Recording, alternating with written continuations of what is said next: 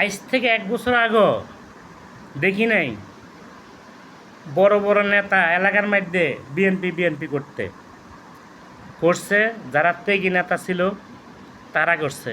এখন নতুন নতুন নেতা বাড়িছে, বিএনপি বিএনপির নমিনেশন চায়। কথা বুঝছেন? আরে ভাই, কোনো লাভ হবে না। কথা বুঝছেন নি? ছাগলের 3 নম্বর বর্কির মতো লাফাইয়েন না। কারণ আপনারা যেভাবে বিএনপি এখন কয়েকটা ভাগ হইতে আছেন, ক্ষতিটা কিন্তু আপনাদের হবে। কিন্তু যারা ত্যাগী নেতা তারাই কিন্তু সুযোগ সুবিধা ভোগ করবে। এখন আপনারা কি করলেন? আইসেন নতুন নতুন নেতা হিসাবে এলাকার বাসা দিতে আছেন, নতুন নেতা অমুক নেতা অমুক নেতা।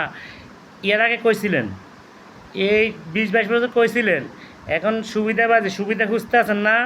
এইসব নেতা দলে জায়গা হবে না, দলে জায়গা হবে না। একটা কথা মনে রাখবেন, এখানে প্রতিদিন তারেক রহমান এখানে মনিটর করে, পুরো বাংলাদেশ মনিটরি করে কে তেগি নেতা, কে নতুন নেতা, কে ছাগলের 3 নম্বর বাচ্চা।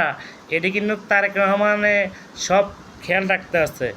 ঠিক আছে নি? একটা কথা মনে রাখবেন, চাঁদপুর 5 মোমিন সাহেব 95% আগে আছে ইনশাল্লাহ। নমিনেশন পাবে। কারো বাবার ক্ষমতা নাই নমিনেশন আটকানোর। মোমিন সাহেবের চাঁদপুর 5-এর মোমিন সাহেবের সেরা।